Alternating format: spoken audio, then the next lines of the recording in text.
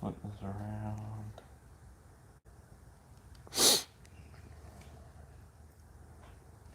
We got the T-Bob. We are live. Go here.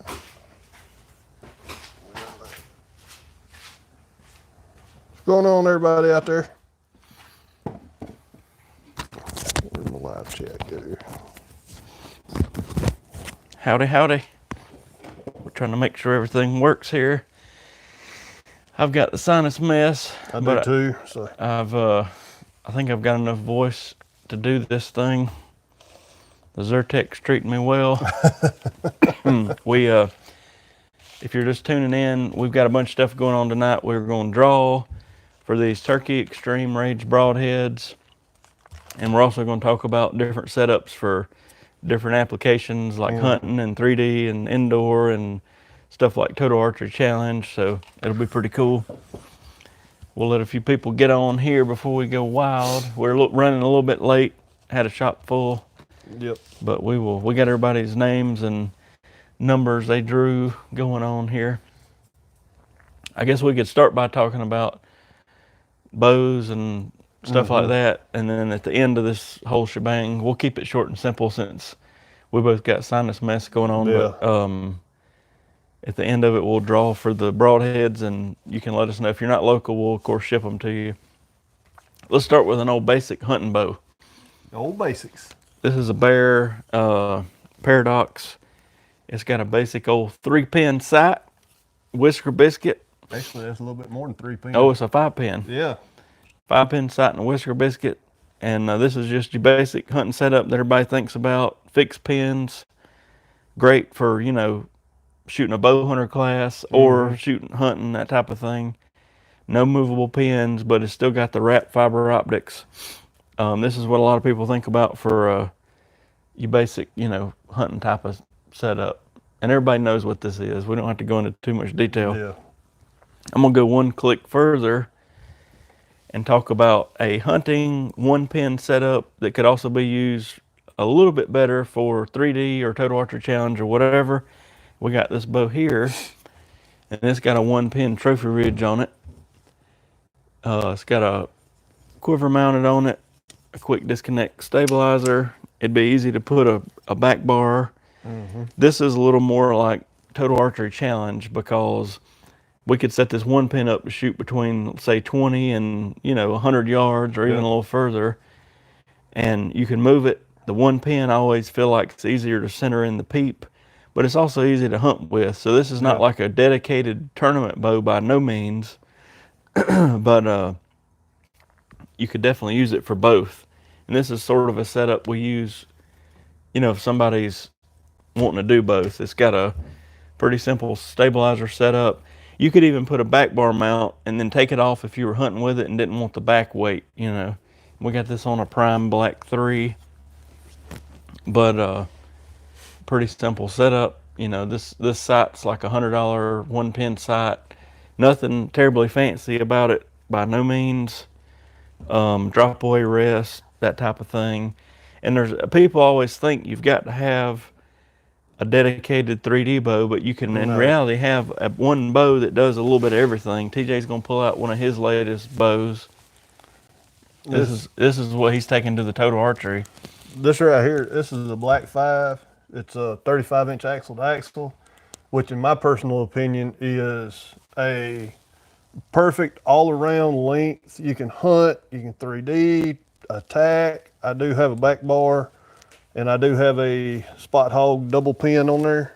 To me, this is like the guy that's always bow hunted, but is starting to get serious about 3D shooting. You know what I mean? Because that sight's about a $300, a little bit less, but $300 sight. But it's it's a nice high-end sight that you could use for hunting or 3D shooting with no problem at all. And then of course, you ain't got to go with long bars like I did on that one. That's I may switch out that front bar and go with a little something shorter for when I go hunting, but that's going to be my tack rig for the year. And I know we'll probably say it again on the podcast, but we had a guy message in about a sight setup for the tack. So once TAC gets a little closer, we'll do a live feed of our rigs that we're going to take, which mine's not fully rigged out yet, but Yeah. we'll go over a complete rig and, we'll talk about certain sites and stuff like that. So that'll be coming up. And then if you've seen our latest video, excuse me, dang sinus stuff's killing me. I completely rigged out this Black 9 prime bow, and it's got the long stabilizer, the sidebar. Obviously, I wouldn't use this for hunting because it's orange. Put new strings on it. It's got the slide bar, carbon slide bar, an Excel scope, four power scope, the whole 9 yards. If you hadn't seen it, look back at our last video, and it was the building of this bow, and I completely stripped it down and rebuilt it. But this is a dedicated tournament style bow, and you can start with a hunting bow from about $300 or $400, all the way up to this bow that is like $2,000 or something put together.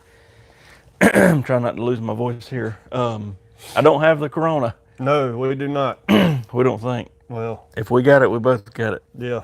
But anyway, so you're looking at like entry level. We've had a lot of questions about this. Entry level bow hunting bow, new is about $400. Middle of the road, you can get up into the $800 range. Yep. Extremely high end bow hunter / shoot a few tournament bow, $1,200, and then completely dedicated tournament bow, around $2,000. You can spend more or less, but just roughly.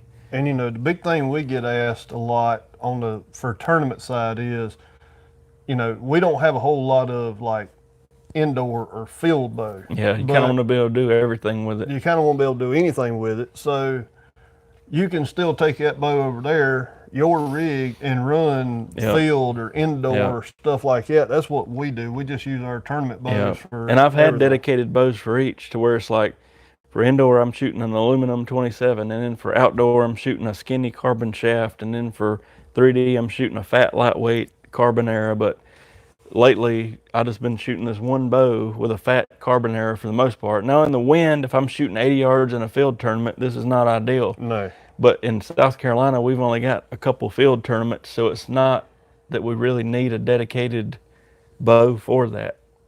So anyway. So you could also dedicate a 35-inch bow for Absolutely. for a 3D bow. There's nothing wrong with a 35-inch. And back in the day, I'd take one bow, I'd set it up for hunting, and then when January hit, boom, I'd swap it out, put a slide bar on it and all this stuff. I'd use the same bow to swap out sights and arrows the whole, a couple times, and that's perfectly fine. Yeah. But it just seems easier these days to me to shoot one arrow. Obviously I'm not going to hunt with this orange bow, so I've got a hunting bow, but then I've got this orange bow that I just dedicate to different. And that's like my 5 over here. It's my hunting bow for the year and my tack bow. Yeah. So, but And bow lengths. If I was going to do everything with one bow, it'd be a 35-inch bow. If I got 2 different bows, one to hunt with and one to shoot tournaments with, like I've got this 39, and then I've got a 35, but that's just because I like 35-inch bows. A 33 or even a 31 would have been fine, So. And there's, and 31 is not the shortest they make. You got some 28 inches out there. Yeah. And, even smaller with some of the gearhead. Yep. They got a 20-inch axle bow. It gets crazy. It does. And the main differences in these bows, you buy a $400 package, it's going to have a little less speed, a little more vibration, but nothing crazy. No. You put a good string on it and set it up solid, it's still a good bow. We don't get into the whole bow shaming thing. No. If you got a $400 bow, we just as happy to shoot with you if you got a $4,000 bow. But we're dang helicopter's coming over. Yeah. I don't know if it comes through the microphone or not. And we say this on the podcast a lot. We don't get paid by any brand that we sell. We don't receive any kind of funds for anything that we use. So, Right. Like this Spot Hog, I paid that out of my pocket. And our prime bows we bought. We bought them outright. Yeah, we're not getting any sort of kickback from this. So. No. So we like to make it clear when we talk about bows or anything like that, is that way we don't get you're sponsored by. Yeah, you're only talking about bear bows because y'all get money from them. No, we don't. If we If I was to buy that bow right there, that bear, I'd have to pay what everybody else paid. Yep. I mean, But anyway, we just want to do.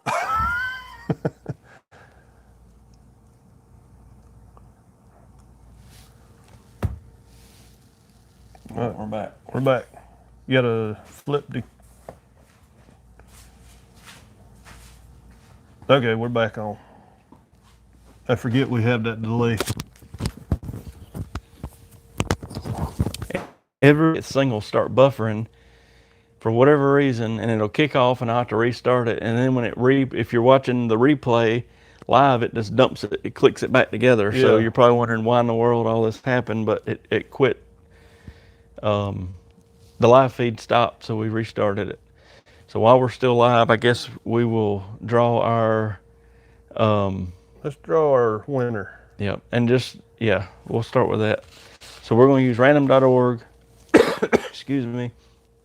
We're going to draw a winner. We're going to keep clicking until we get a number somebody put in, and they're going to win these Rage Turkey Extreme broadheads. We have our list with Yeah. everybody. We went one through 100. So this ought to be pretty cool. I'm not going to grab the camera. I think you can trust us at this point. And last time we did a draw, and it took us a couple clicks to get somebody. So right now we're set up 1 to 100. random.org. Random.org, number 58. Oh, somebody got it first time. Man, Jeffrey Abels. So Jeffrey Abels, you have won these beautiful Rage Turkey Extreme broadheads. If you will email me at archeryshack@gmail.com, your address, we'll get them shipped out. Again, number 58, Jeffrey Abels, you have won them. That was quick. I expected last time we gave away some strings, and it took us like 6 or 7 clicks to get somebody, and boom, that one just got it. That was weird, but so I don't think Jeffrey's local, to my knowledge. So we'll have to ship them, but that's completely fine. Yep, just shoot us a message, and we'll get them on the way. Very cool. Another thing to talk about real quick is on our podcast that'll come out Tuesday. We record them on Saturday. We're going to have an ASA Pro shooter with us. We can't say any names yet, but he's been in the shop with us this week, and we're going to have an ASA Pro with us. He's also a professional drummer for some country bands you've heard of, and I can't wait to show you all that podcast, but you'll love it. Yeah. So tune in for that on Tuesday. Really excited about that one. Yeah, it'll come out Tuesday morning as usual. And we got a Matthews VXR video coming up to come out Sunday, tuning video, and then all kind of good stuff next week. So thank y'all for watching. Yep. Congrats to Jeffrey Abels, won these broadheads. And sorry for keeping it short and sweet. I'm about to lose my voice, and we both had sinus stuff this week. So here we go. We'll see y'all on the podcast. Well, we'll see you Sunday for the Matthews video, and then Tuesday for the podcast. Thank y'all for watching. Thank y'all. See you then.